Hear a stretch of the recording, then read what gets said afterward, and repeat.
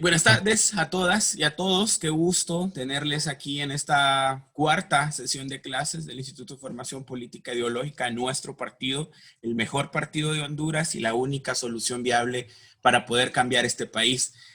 Vamos a hablar hoy sobre el tema que se llama ¿Cuál independencia? Y es un análisis histórico en el que vamos a poder discutir las razones por las cuales Honduras no ha sido ni soberana ni independiente, pero las diversas resistencias históricas del país han mantenido ese remanente que hasta el día de hoy nos mantiene en pie aquí dispuestos a luchar para sacar a la dictadura más torpe y más evidenciada como corrupta en la historia de América Latina, creo yo. Bien, vamos a iniciar hablando sobre los conceptos que vamos a tener en esta exposición. Primero vamos a hablar del concepto de imperialismo. ¿Qué es el imperialismo? ¿Qué es un imperio? Pues un imperio o el imperialismo es el proceso mediante el cual un imperio, o sea, una nación grande y poderosa, o no necesariamente grande en territorio, sino a nivel económico o a nivel militar, pues ejerce un dominio sobre otro territorio más pequeño con el fin de extraer recursos naturales y con el fin de someter a la población, ya sea vía el esclavismo directo, como se hacía hasta finales del siglo XIX, o sea a través de la dominación psicológica y la neuropolítica, como hoy en día nos mantiene dominados a nosotros Estados Unidos, valga la mención. Entonces, el concepto de independencia desde la visión descolonial, Aníbal Quijano, un famoso filósofo decolonial, dio una conferencia en la Universidad de Guadalajara que dio el concepto de imperialismo. La lectura está dentro de las lecturas que les van a dar a ustedes. Y Aníbal Quijano dijo lo siguiente: la independencia es el proceso mediante el cual la ciudadanía de un territorio o de una tierra en particular consigue realizar su emancipación política, social, económica y cultural respecto de otra, prevaleciendo el criterio de lo colectivo en contra del criterio de lo individual o el criterio de grupos privilegiados. En pocas palabras, él lo que hace es una actualización del famoso concepto del marxismo clásico que conocemos como dictadura del proletariado. No sé si lo han escuchado ese concepto.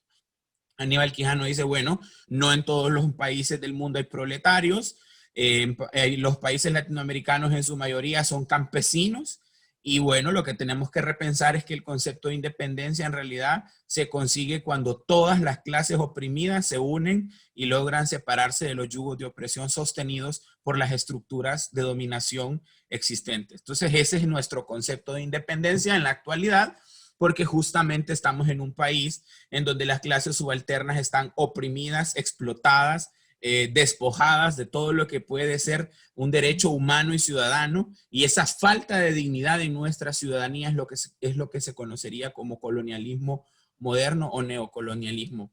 Y por último está el tema de soberanía, que es es dependiente del término independencia, por si hay alguna redundancia ahí. La soberanía es la consumación del proceso de independencia. Entonces, es la parte en la que los pueblos, una vez que logran su independencia, la hacen válida y legítima ante actores externos e internos. ¿Cómo se explica esto de otra manera? Bueno, los estados son soberanos cuando logran hacerle ver al resto de la comunidad de las naciones que son capaces de tomar sus propias decisiones por sí mismos y que nadie más se puede entrometer en esos asuntos. ¿Es Honduras un país soberano cuando la DEA con sus helicópteros mató hace como unos 9 años allá en la Mosquitia a 25 personas a tiros en unas canoas? ¿Es Honduras un país soberano cuando ni siquiera podemos decidir nosotros a quién pedirle prestado o no? Por ejemplo, en esta dictadura y en esta pandemia, el gobierno dejó a través del Congreso Nacional, aprobó que nos endeudáramos como con 3.000 millones de dólares y ningún banco internacional quiso prestarle dinero, no tenían plata, la dictadura. Entonces, ¿por qué no tienen plata? Porque saben que no somos un país soberano y que nosotros ni siquiera podemos decidir a quién pedirle prestado. ¿Es un país independiente? Cuando hace 3 años la embajadora Fulton estaba a la par de las autoridades del Registro Nacional, del Tribunal, perdón, Supremo Electoral, diciendo que Juan Orlando Hernández sí había ganado y que teníamos que respetar eso. ¿Es un país independiente cuando una de las bases militares más grandes de América Latina está ahí en el corazón, en el Valle de Comayagua?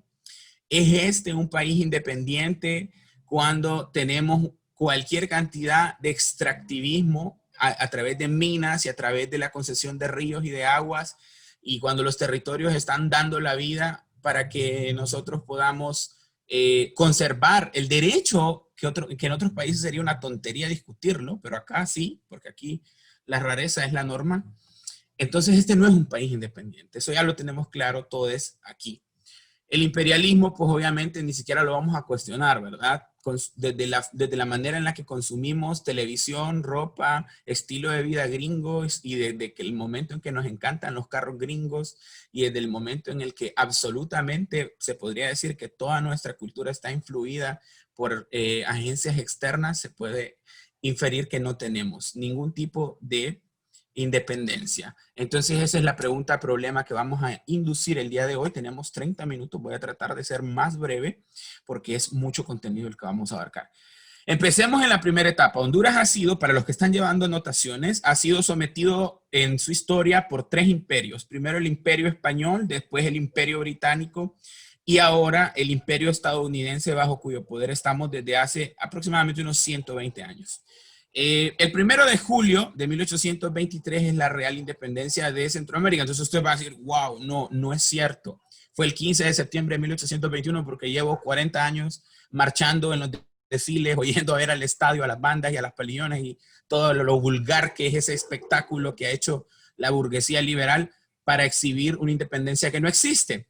Entonces vamos a explicar las 2 fechas. Primero, ¿qué pasó el 15 de septiembre de 1821? Pasaron 5 cosas. Los que están llevando anotaciones apunten. Primero, el 15 de septiembre de 1821 estaban reunidos los delegados, porque todos eran hombres, no digo delegadas ni delegades, porque todos eran hombres. Estaban reunidos porque México se acababa de independizar y entonces Centroamérica tenía que tomar una posición al respecto. Segundo, tenían que dirimir las 2 discusiones que se tenían que tomar ahí. La primera discusión era, ¿nos independizamos o no? ¿Estamos listos? ¿Tenemos suficiente gente educada? ¿Tenemos industrias? ¿Tenemos comercio? ¿Tenemos alguien que nos asegure que nos van a comprar y vender o nos vamos a morir de hambre? Y la segunda postura era, ¿con qué imperio nos vamos a ir? ¿Verdad? Es como en el aula de clases, ¿con quién me voy a juntar para hacer la tarea? La tercera cosa que pasó ese día fue que prevalecía el sector conservador y realista, ¿no? En el acta de independencia que se redacta al final dice que la religión inalienable y única va a ser la católica apostólica romana y que se van a preservar las leyes, así dice el acta de independencia, ahí se las vamos a pasar en las lecturas, las leyes de Indias, o sea, las leyes del Imperio Español. La cuarta cosa que pasó el 15 de septiembre es que una mujer, Dolores Bedoya de Molina, esposa de Pedro de Molina, uno de los hombres más ricos de Centroamérica, y que tenía un periódico liberal que se llamaba El Editor Constitucional, desde donde denunciaba que teníamos que independizarnos y teníamos que independizarnos. Entonces, doña Dolores, que tenía mucha plata, se va y se compra toda la pólvora de la ciudad de Guatemala y a medianoche, el 14 de septiembre, estallaron cohetes en todos los barrios pobres de Ciudad de Guatemala, de modo que al día siguiente, a la primera hora, todos los diputados o delegados que estaban en el ayuntamiento dijeron, escucharon la tirazón de anoche, aquí se va a armar la de Troya si no firmamos esta independencia. Tenían 3 días de estar discutiendo. Entonces redactan esta, José Silvio del Valle viene y dice, yo voy a ayudarles a redactar el acta, pero no la puedo firmar porque no soy el delegado de Honduras. Él no la firma. Entonces redactan el acta de independencia y en el acta hay un apartado incluso que dice, debemos tomar esta decisión en vista de que las consecuencias serían imprevisibles si de hecho la proclamase el pueblo. En pocas palabras, firmemos la independencia porque si no lo hacemos nosotros, la va a proclamar el pueblo. Y si el pueblo se hace con el control de la independencia, entonces nosotros, los privilegiados, los burgueses, los criollos, no vamos a tener el control de lo que aquí va a pasar. Y justamente firman esa independencia que no le costó nada a nadie, no hubo derramamiento de sangre. Bueno, la quinta cosa, les dije que eran 5 cosas, ¿no? Que pasó ese día fue que se mandó por escrito los famosos pliegos de la independencia para preguntarle a las provincias que si se iban o no a sumar a la anexión a México. Y bueno, y si estaban de acuerdo con la independencia. En el caso de Honduras, Comayagua estuvo en contra de la independencia y Tegucigalpa estuvo a favor. En El Salvador, San Salvador estuvo a favor, San Miguel en contra. En Nicaragua, León estuvo en contra. Y la otra ciudad, Granada, estuvo a favor. Y en Costa Rica, tanto Cartago como Heredia estuvieron en contra. Entonces, se da este dualismo y, para resumirles, fuimos parte de México durante 2 años. Entonces, aquí en esta fecha que tenemos en esta diapositiva, el 1 de julio de 1823, es la verdadera fecha de independencia, porque en esa fecha fue cuando nos independizamos de México. El Salvador, que fue la provincia que más insistió, se alzó contra el gobierno mexicano. En México estaba cayendo el gobierno de Iturbide, entonces lo que hacen es que mandan a un general, Vicente Filísola, a que nos invada y que haga la guerra para someter de nuevo a Centroamérica. Entonces se firma este documento en Chiapas el 1 de julio de 1823 y dice: en lo porvenir seremos independientes y soberanos de España, de México y de cualquier otro reino o nación soberana del antiguo mundo como del nuevo. Entonces ahí ya tenés una verdadera acta de independencia con participación del pueblo, porque todas las ciudades principales de Centroamérica estaban alzadas contra el gobierno de México. Entonces ahí sí nos independizamos, ¿no? Y pasamos a ser independientes. Hay un movimiento de historiadores y que está pidiendo que se cambie la fecha de la independencia. Pero ustedes, ¿por qué creen que eso no va a pasar? Porque las élites centroamericanas, tanto intelectuales y económicas, no van a querer realzar una fecha en la que la independencia fue proclamada por alzamientos populares. Entonces fue como retrocedieron y dijeron: no, vamos a decir que la fecha de independencia fue el 15 de septiembre de 1821 para que se vea que esa fue nuestra independencia, la de las élites. Y así pasamos al periodo de la República Federal. Nos unimos los 5 países, conformamos una nación y está pues el protagonista indiscutible, que es Francisco Morazán. Nosotros como partido morazanista rescatamos el trabajo que hizo este hombre por hacer 3 cosas, y voy a enumerarlos para los que están copiando. Primero, Morazán era un hombre profundamente convencido de que la libertad de los pueblos se basaba justamente en su derecho a existir en la tierra. Entonces abolieron la esclavitud en la federación, decretaron la educación laica y decretaron la separación de la iglesia del Estado. Ya saben que la iglesia lo que predicaba, y en muchos sentidos predica hasta el día de hoy, es que el individuo como tal no tiene derecho a existir si no es a través del dominio de una institución, o en este caso de Dios, como dicen ellos. Entonces, Morazán declara el laicismo, le quita las propiedades a la iglesia, expulsa a los jesuitas, expulsa al arzobispo de Guatemala, les quita el diezmo. Esa gente se quedó sin billetío, ¿no? Entonces, este hombre le devuelve la libertad al pueblo centroamericano. 2, Morazán empieza a cuestionar y a decir: están sucediendo cosas que tienen que ver con lo económico. Los ingleses se habían apoderado de casi toda la costa caribeña, se estaban robando la madera. En todas las clases he hecho énfasis en eso y les cuento la anécdota de que cuando ustedes van a Londres, a Inglaterra, a los palacios como el Palacio de Westminster o a la Abadía o al Parlamento Británico, siempre van a ver unas plaquitas que dicen: aquí la madera con la que se construyó este edificio es madera de caoba hondureña, porque se robaron casi toda la caoba del país y se robaron cualquier cantidad de recursos mineros que estaban en esa época y que eran reminiscencias del periodo colonial. Entonces, nosotros como Partido Morazanista queremos rescatar el valor de este hombre, de Francisco Morazán. Este poema que ven aquí es uno de miles de poemas, canciones, odas y el himno a Morazán que se han escrito a lo largo de los últimos 200 años.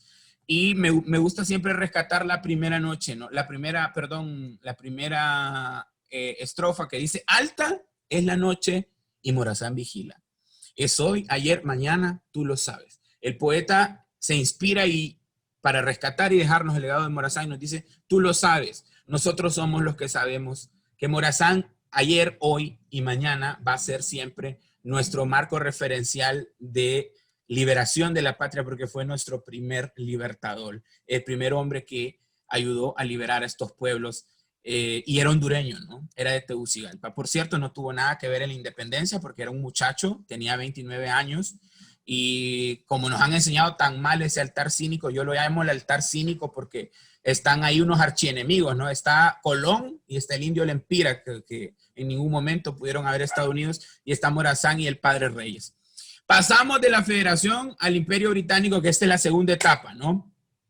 Queda claro que la conspiración para matar a Morazán viene de los ingleses, que estaban muy molestos con él por haberles o cercenarles su derecho que creían tener de tomar el lugar del Imperio Español. Entonces, se da todo este proceso de dominación en el que los británicos empiezan a financiar y a someter a estos pueblos a través de las negociaciones con presidentes. El cónsul Frederick Chatfield fue uno de los autores intelectuales de la muerte de Morazán y también es uno de los que propone la instauración por primera vez de dictaduras. Ponen un dictador en Guatemala que se llamó Rafael Carrera, y aquí en Honduras ponen a Francisco Ferrera, a quienes le apodaban culo de fierro, porque era un hombre que andaba en caballo hasta 12 horas al día, ordenando fusilar personas en todo el país. Entonces, esta dictadura de Ferrera es apoyada por el gobierno británico mientras ellos empiezan a apoderarse de la costa norte del país, pero esto no duró mucho tiempo. El dominio británico sobre Honduras solo duró como unos 30 años. ¿Por qué?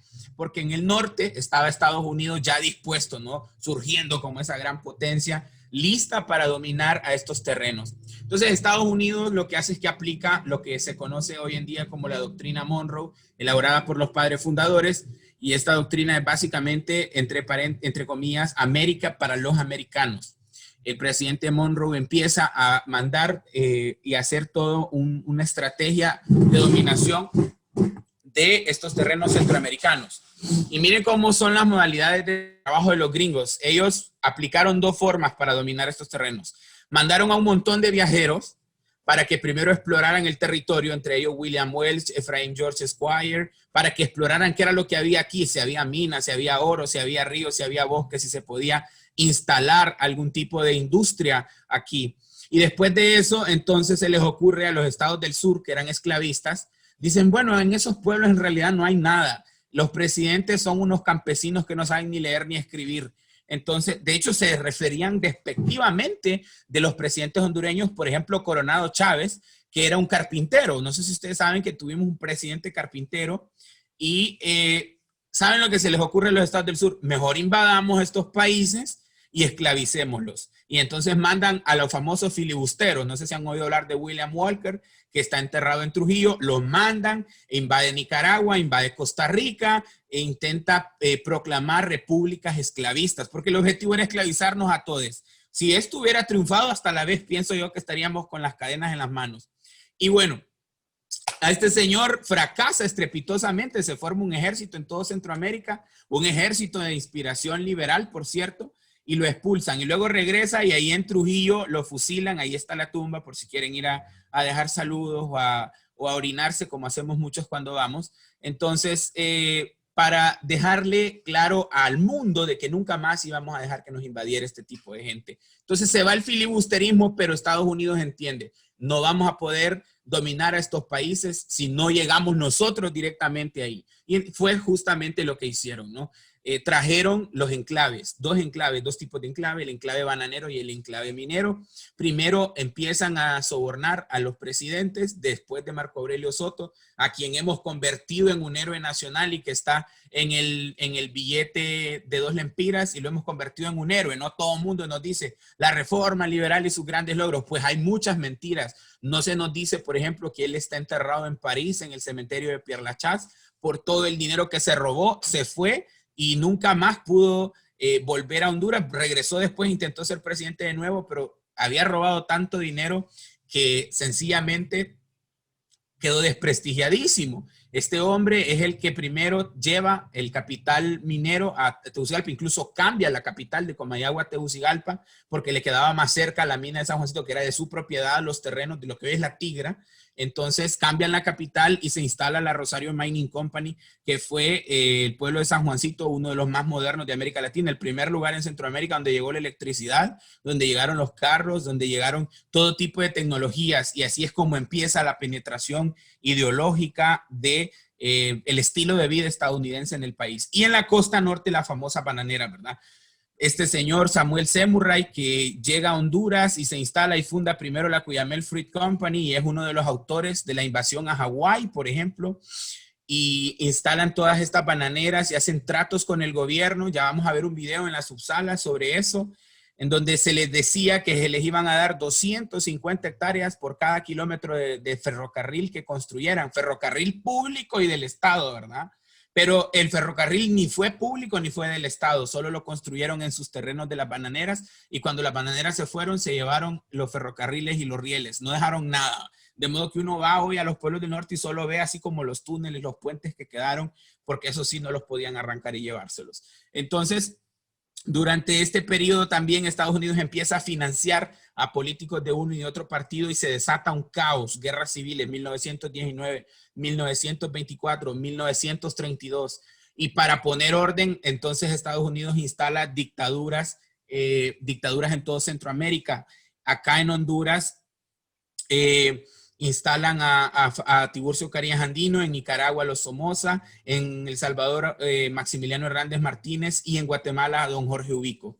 Entonces es así como llegamos al momento clave en el que el imperialismo se instala en el país, pero bueno, este imperialismo tuvo respuesta, ¿no?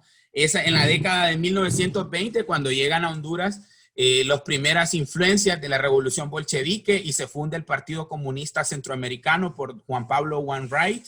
Se funda el Partido Comunista, la célula del Partido Comunista a nivel de Honduras, y las mujeres empiezan sus famosas ligas feministas y ligas sufragistas, empiezan a publicarse los primeros semanarios feministas.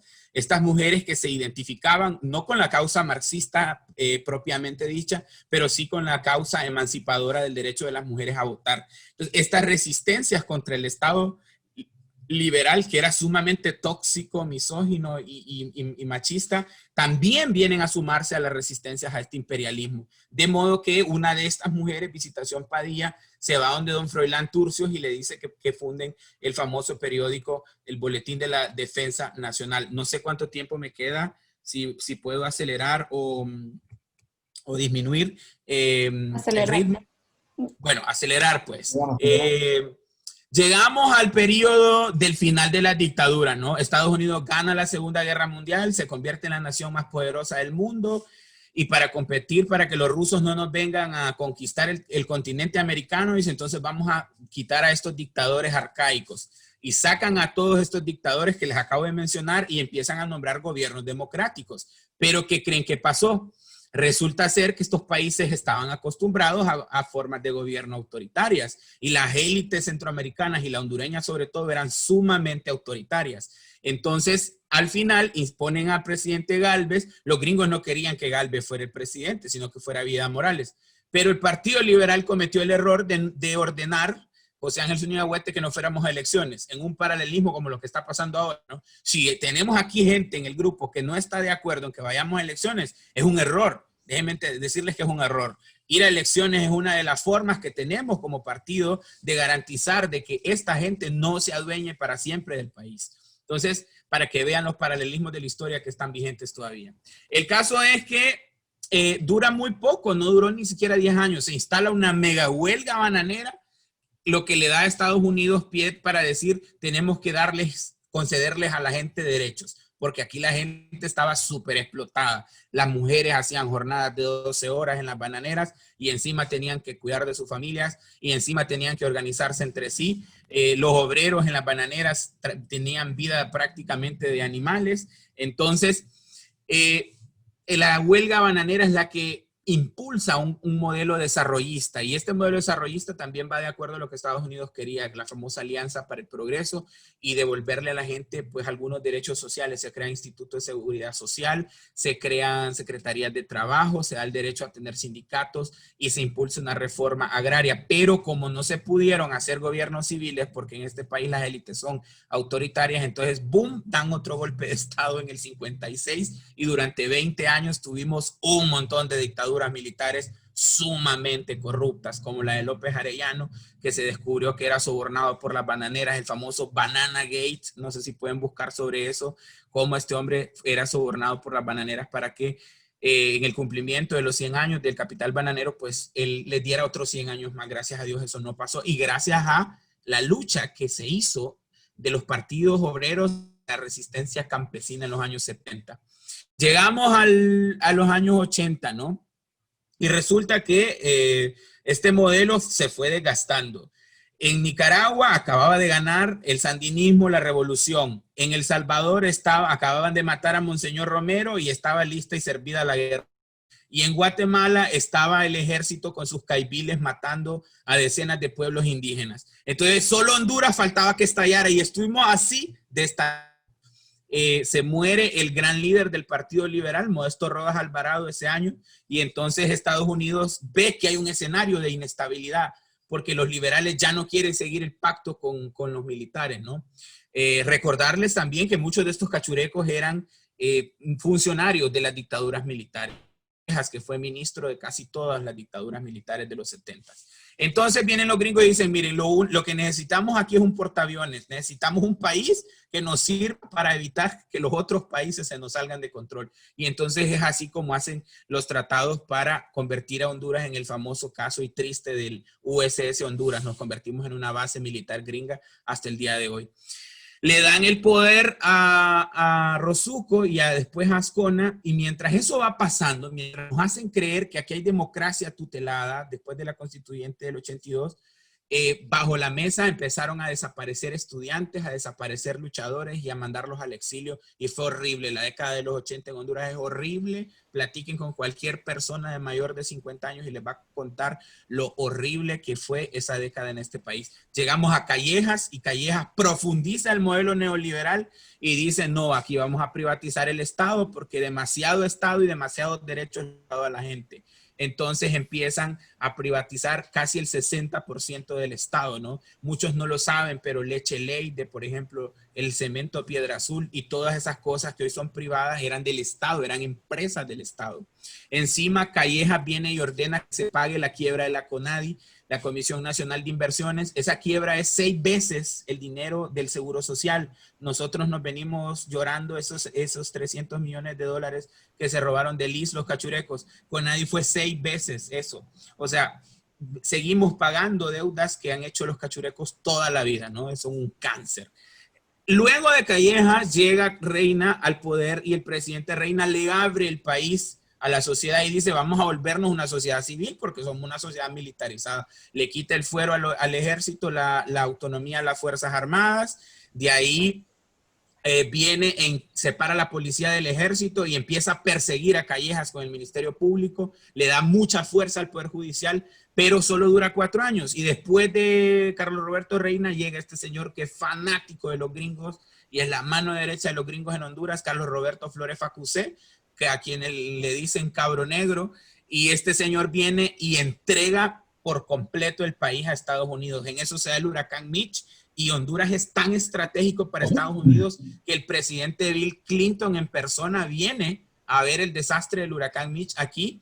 Y bueno, los fondos de la reconstrucción empiezan a llegar, y se llega a discutir en esos años incluso que Honduras debía unirse como un estado asociado de Estados Unidos, igual que Puerto Rico en el 99. Eso fue un debate muy largo en el Congreso. Luego llega Ricardo Maduro, y Ricardo Maduro viene y empieza una guerra total contra los grupos marginados y contra la gente pobre a través de su ley antimaras y las leyes anti-extorsión y todo esto, que en realidad esta gente de las maras son hijos de los exiliados de las guerras civiles de los 80s, con todas esas armas que quedaron ahí, que nadie se hizo cargo. Se hicieron los pactos de Esquipula, se hizo el pacto de Chapultepec, pero nadie dio plata para asistir a las víctimas de estas guerras civiles. Y los hijos de estas víctimas se convierten en mareros, y el Estado, en manos de Ricardo Maduro, lo que hace es perseguirlos, criminalizarlos y convertirlos en el enemigo casi terrorista, ¿no?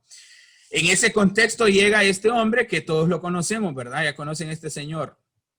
Nuestro coordinador general llega a la presidencia de la República y entonces este hombre viene y dice lo primero que, bueno, le dan un discurso, ¿no? Para que lo diga en el estadio, ¿se acuerdan de ese incidente? Y dice, quítenme esta papada de aquí. Y desde ese día, ese hombre hizo el primer ejercicio de soberanía de este pueblo.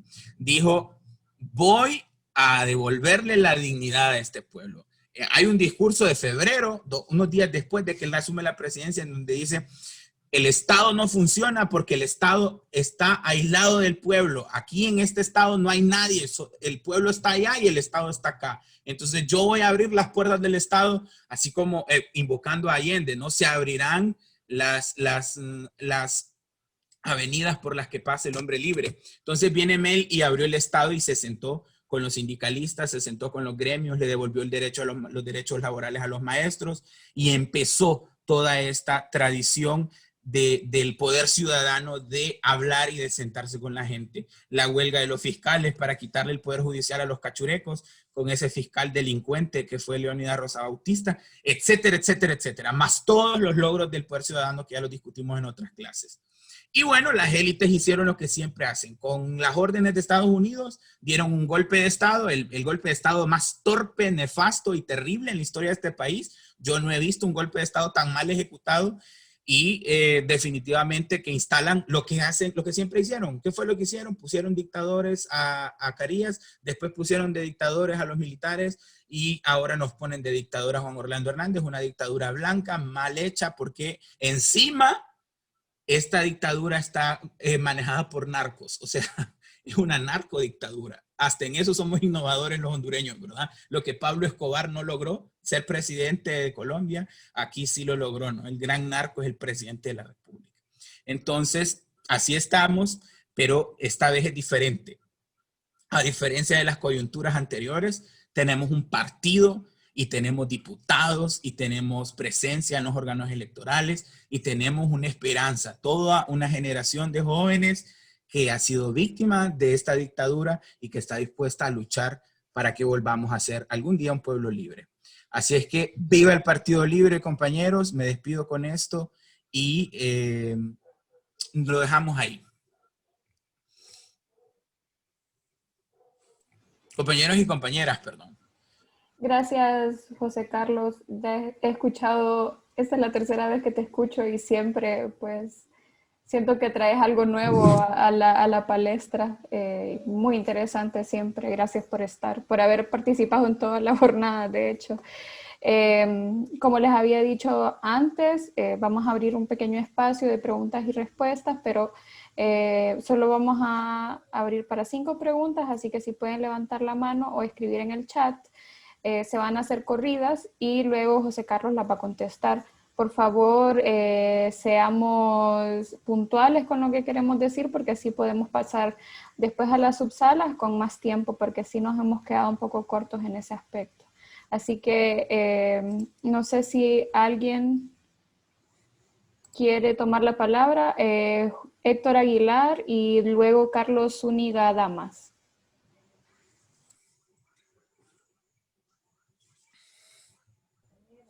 Vamos a ver, compañeras, compañeros, tengo una pregunta. ¿Qué tanto ha sido penetrado el Estado por el narcotráfico desde antes? Recuerdo que en los 70 ya se hablaba de narcotráfico durante las dictaduras militares. ¿Qué tanto esto se ha penetrado en el Estado? Porque ahora ya es insostenible. Pero Carlos, yo recuerdo que en los 70, en los tiempos de Polo Paz, ya hablábamos de mucho narcotráfico circulando en Honduras. Gracias. Carlos. Contesto una por una. No, que las hagan primero. Carlos. Listo, listo. Ah, perdón, es Carlos Zúñiga. Zúñiga, sí. Sí, perdón. Sí, buenas tardes, compañeros y compañeras. Muy excelente presentación.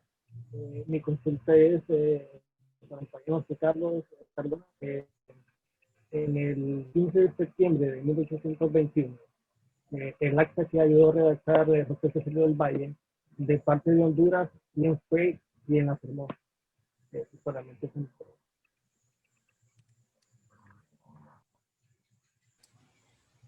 Ok, gracias. ¿Algún otro compañero o compañera que quiera participar con una pregunta? No sé si han levantado más la mano. Yo quiero que me explique un poquito, que José, a ver si me puede explicar un poco más sobre la palabra extractivismo. Ok, gracias. También tenemos aquí a Roger Ernesto y por último Maynor Gómez para cerrar con las preguntas. Sí, buenas compañeros a todos. Mi pregunta sería más que todo porque se mencionó que en Nicaragua, El Salvador, en los países centroamericanos, hubieron revoluciones. Entonces, ¿por qué Honduras no llegó? O sea, ¿qué detuvo una revolución en Honduras? ¿Y qué tanto sería el daño que se le haría si en este preciso momento se hiciera una revolución? Que creo que es muy necesaria. Mi opinión personal. Gracias. Maynor. Buenas tardes, compañeros y compañeras. Bueno, la pregunta es si cree que una vez llegando el Partido Libertad y Refundación de la fuerza de la clase social, podríamos aspirar a una verdadera independencia. Esa es la pregunta.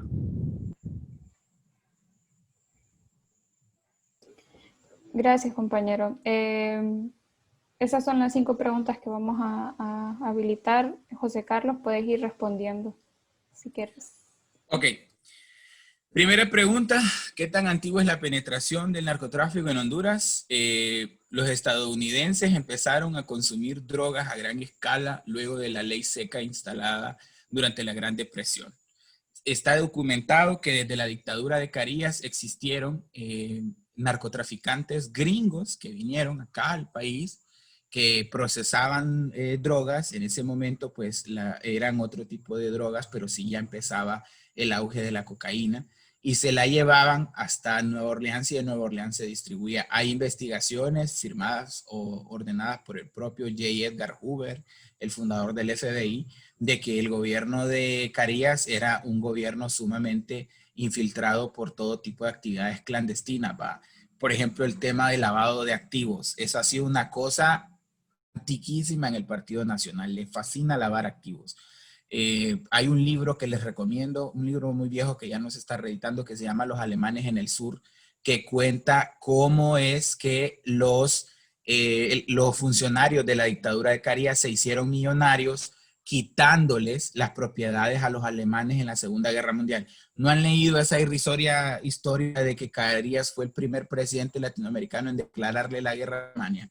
¿Por qué creen que lo hizo? Le confiscó los bienes a los alemanes que estaban asentados alrededor de la isla de Amapala. Esa isla era un paraíso fiscal y era un paraíso comercial para los alemanes, y muchas posesiones en el sur, la casa Sirke, la casa Uller, la casa Rosner, y les quitaron todo eso, las familias Callejas, las familias Rivera, todas esas familias se hicieron ricas lavando los activos que les habían quitado a los alemanes. Y estaban obviamente infiltrados. Así es que básicamente podemos decir que la narcoactividad ha estado ligada al Partido Nacional desde hace unos 80 años. La segunda pregunta, ¿quién firmó el acta por parte de Honduras? Por parte de Honduras hubo 2 delegados, que fue Manuel Antonio de Molina y Antonio Rivera Cabezas. Eran delegados provinciales y firmaron el acta por el lado de Honduras. 3, ¿son las revoluciones válidas para los tiempos? ¿Por qué no se hizo revolución en Honduras en los años 70? Esa fue, ¿verdad? En los años 70 y 80. Bueno, las revoluciones suceden cuando las oposiciones o las resistencias al Estado se organizan de manera tal, según Lenin, que el Estado no deja ninguna puerta de salida. O sea, el Estado burgués va excluyendo a los pobres, a los campesinos, a los proletarios, los va dejando sin derechos y sin tierras. Entonces llega un momento en que este Estado está tan burocratizado y ha desplazado de manera tal a las clases menos favorecidas, esta es lo único de salida de la acción armada. En Honduras, ese pacto social nunca se ha roto porque Estados Unidos siempre ha estado muy vigilante de que en el país no se haga eso. Entonces, ¿qué es lo que pasó cuando la huelga bananera? Estados Unidos corrió y puso a Vieda Morales de presidente y le dijo, mire, usted le vamos a dar préstamos para que haga carreteras, para que haga proyectos sociales, porque la población hondureña está así de hacer una guerra civil. Luego le ordenan a los militares, muy en contra de la voluntad de a López Arellano, que funde instituciones como el famoso, por ejemplo, Instituto Nacional de la Vivienda, que construyó ciudades enteras, barrios enteros y colonias enteras, casas, para que le construyera casas a la clase obrera. Entonces, los gringos han estado muy pendientes de que aquí nunca se haga una revolución armada, porque cuando ya estamos así, como ahorita, por ejemplo, yo siempre he sido y sostenido la tesis, desde 2015 aquí nuestra democracia o la línea entre la guerra civil y la solución pacífica a resolver este problema que es este país está muy delgada. Entonces en los 70s ampliaron el estado de bienestar. Y ahorita, pues obviamente hay un factor y es el factor narco, ¿no? Estos narcos están tan desprestigiados que definitivamente es un problema geopolítico, es un problema diplomático y de imagen para los gringos tenerlos en el poder, pero tampoco le quieren entregar el poder a Libre.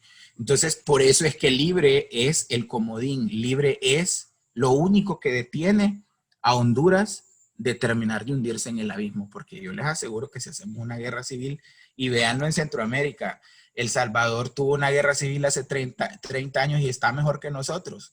Yo me imagino que aquí en este grupo hay fans de Nayib Bukele. Yo estoy súper en contra de ese gobierno, me parece que es un tirano en ciernes ese muchacho, aparte que está loco.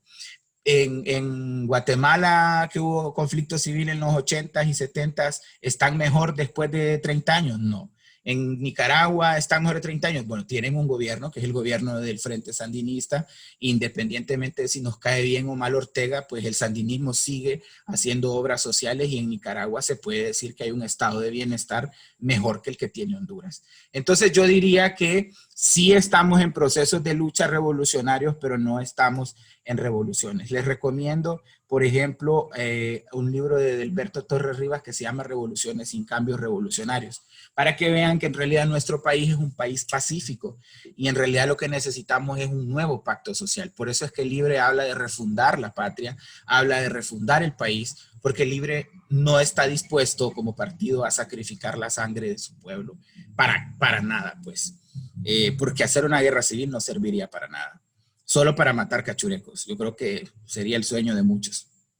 Y por último, no recuerdo cuál era la última pregunta. Que cuál es la agenda de Libre para sacarnos de todo este hoyo en el que estamos. Es interesante porque esta pregunta me la han hecho todo el día. La respuesta es bien sencilla. En la próxima clase les vamos a hablar de los programas de acción del partido y les vamos a hacer remembranza de cómo es que Libre piensa devolverle la dignidad al hondureño, porque creo que esa es la primera y gran labor que tiene que hacer este partido. Tienen que devolverle la dignidad a un pueblo que hoy en día está humillado, desposeído, y es un pueblo que está lleno de odio porque nos han obligado literalmente a irnos del país. 1,5 millones de hondureños se han ido desde el golpe de Estado, es horrible. Entonces, Libre tiene toda una agenda y un programa que piensa poner en marcha cuando gane. Ya lo hemos expuesto cuando Xiomara en 2013, cuando este otro señor, cuyo nombre no quiero mencionar, en 2017 fue nuestro candidato. Entonces, ya hemos tenido 2 planes formidables de gobierno y siguen ahí el espíritu de esos planes de gobierno. No cambia nada porque el país sigue hundiéndose. Entonces, sí tenemos opciones como partido y las vamos a enseñar en la próxima clase.